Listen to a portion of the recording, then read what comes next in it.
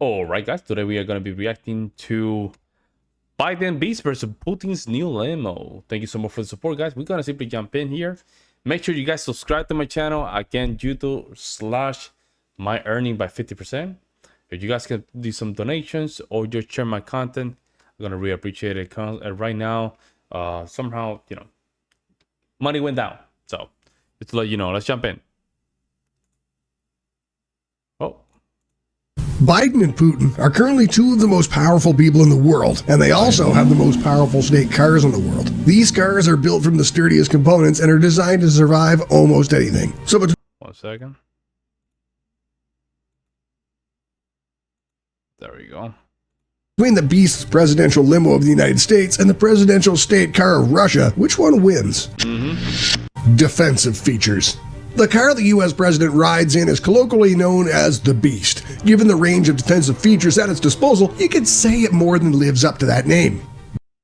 Oh, my bad. Built on a heavy-duty truck platform and tipping the scales at a reported 20,000 pounds, this black brute is protected by 8 inches of military-grade armor plating, with the windows being 5 inches thick and bullet-resistant. The tires are Kevlar reinforced, and their steel rims mean that the car can still move, even when the tires have been shredded to nothing by bullets. The cabin itself is hermetically sealed and therefore protected from chemical, biological, and nuclear weapon attacks, while a fuel tank is designed to be explosion-proof. This massive vehicle is additionally equipped with firefighting equipment in the trunk, boasts smokescreen dispensers, has oxygen tanks, and some of the president's blood type for emergency use, plus shotguns to fight off adversaries. Other defensive features include night vision devices, oil slicks, and door handles that can be set to shock and immobilize. Mr. Putin, on the other hand, prefers the Aurus Senat limousine as his official car. Before that, he was particular to a modified Mercedes-Benz S600 Grand Pullman limo, before deciding that using a vehicle made in the country would make his countrymen more appreciative of the eternal greatness of Mother Russia. Now the Aurus Senat tips the scales at a reported 7.2 tons, and just like the U.S. presidential limo, the Beast is bomb and bulletproof. It also features run-flat tires, armor plating shaped as to withstand sniper rifle fire and bomb blasts from any direction, and an air compression system that ensures the air inside is very breathable during chemical weapon attacks. The Aurus Senat limousine has windows 6 centimeters thick, which are half the thickness of those of the US presidential car, so it looks like the Beast takes the cake on this one. There's even an emergency exit at the rear that the occupants can utilize when life presents them with the unexpected and unsurvivable. The Senate reportedly carries both offensive and defensive weaponry, but just like the US presidential limo, details on these are rather scarce. It can also spend quite a bit of time fully submerged with no harm coming to the occupants. Based on what we know about these two presidential limousines, we can say that the US presidential limo, the Beast, is more powerful and impressive than the Aurus Senat limousine when it comes to defensive features. Okay. Stick to the end to see how the US presidential... Yeah, so basically more into the defense. If it is defend... The first one, I guess the United States win that small challenge, right? That's more round. But let's see. Motorcade compares to the Russian one, and which one wins. And don't forget to subscribe and hit the notification bell. The previous U.S. presidential limo was active from 2009 to 2018. The present one was contracted to General Motors in 2014, and they have so far delivered multiple copies, with one of these serving as President Biden's ride, while the others earn their keep as decoys. Each of these vehicles costs between $1 million and $1.5 million and are not on sale. They are instead destroyed whenever they are no longer needed. Development cost of the U.S. presidential limo has been very substantial, with reported estimates putting it at above $16 million. Development of the Aurus Senat limousine was undertaken by a government-owned and run research and development organization called the Central Scientific Research Automobile and Automotive Engine Institute. And the objective was to provide a viable alternative to the likes of the Rolls-Royce and Mercedes-Benz. The vehicle was officially introduced to the public in 2018, with development starting in 2013 and costing nearly $300 million by 2017. Cortege is the official project name for the vehicle, and this was later changed to Aurus. The name is a combination of the Latin word for gold, aurum, and the standard international abbreviation for Russia, Rus. The basic version of the limo costs about $274,000, with the price going up when the special features and armor are added. However, the specific version used by President Putin is not for sale. The U.S. presidential limo, the Beast, cost much less to develop than its Russian peer and wins this round hands down. Exterior. Okay. Putin's magic flying carpet weighs 7.2 tons and is 6.7 meters long. Variants of the Aurus Senat can be bought by the general public, and the well-heeled, only President Putin can possess the fully armored version of this automobile. Propelling all four wheels of the Senat is a Porsche and Bosch developed 4.4-liter V8 engine that makes nearly 600 horsepower and 649 pound-feet of torque, with the vehicle having a 9-speed automatic transmission and able to hit 100 kilometers. I reacted to another video of showing this car, the interior of this car, but it got copyright, so I had to just wait 30 days to just release it.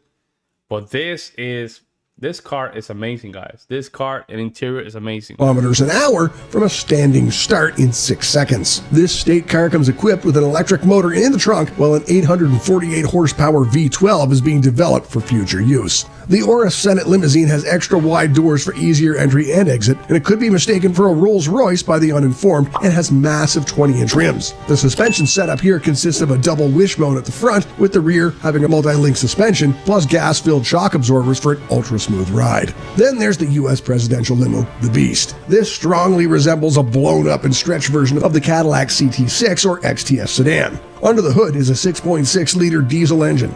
This is effectively the same engine used by GMC and Chevy heavy-duty trucks, and its choice is influenced by the fact that diesel is much less flammable than gasoline.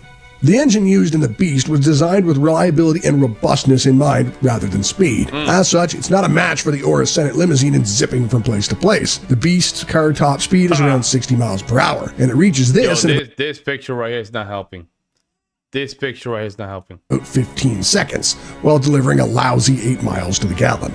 Both the Beast and the Aurus Senat limousine are not nearly similar enough to be mistaken for each other, but they are massive vehicles in their own right. Russia's Aurus Senat limousine, though, appears to be the more beautiful and sleeker automobile. Its engine certainly has enough pep to easily outrun the Beast, so we give this round to the Senat. Interior.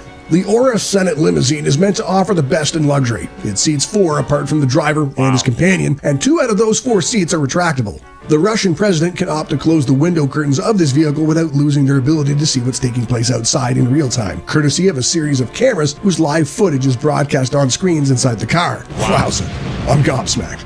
On the dash is a screen that displays the tachometer, odometer, and all other information that the driver needs. The driver holds onto a fancy 2-spoke steering wheel that's covered in leather. The Aurus Senat limousine has 4 driving modes, one of which is Sport mode that makes it quicker and boosts agility, while another tunes the gas-filled shock absorbers for use in roads that are of less than stellar quality. The rear seats here are incredibly plushy and much like those on a Mercedes-Benz Pullman S600 Guard. These seats have designer pillows, climate control, and can perform massage functions. There are also big screens for the rear passengers fixed at the headrests of the front seats, a refrigerator with crystal glasses etched with the Aurus logo, fold-out tables decorated with leather trim, and 8-mode LED ambient lighting.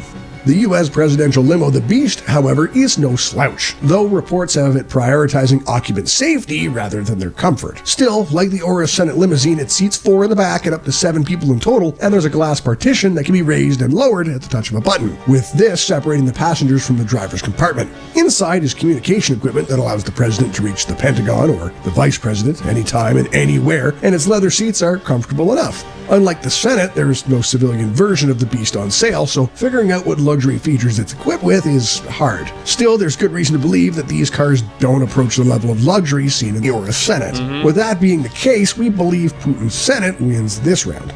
Motorcades.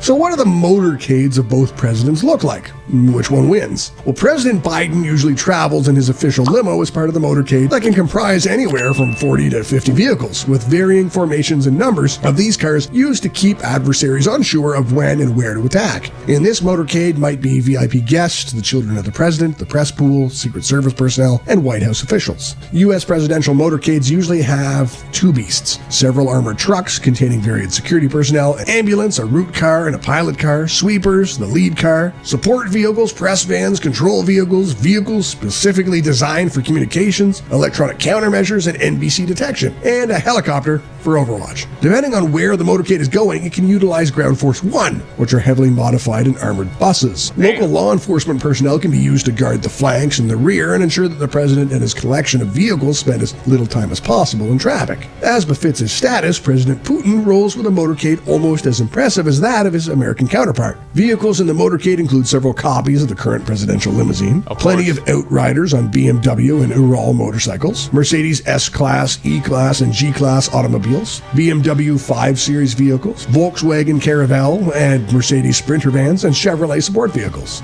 Multiples of these vehicles are crammed with very sophisticated communications equipment, plus electronic warfare and countermeasure systems, medical personnel, and medical tools. It's very reasonable to believe that most personnel in President Putin's motorcade are carrying offensive weaponry of some sort. In terms of comparison, President Biden usually has a motorcade larger and more impressive than that of President Putin. But both of them are deadly. See, even the one in Russia sometimes could be more minimalist in size. It's still very dangerous. I personally believe that both of them, I prefer the interior of the Russian design. It looks gorgeous, has more class. The American style has a little bit more practicality. But the Russian, man, they went out with the details, man. That's looks gorgeous. It's elegant. It looks very elegant. Let me know what you guys think. I would love to hear you guys' opinions. I will see you next one.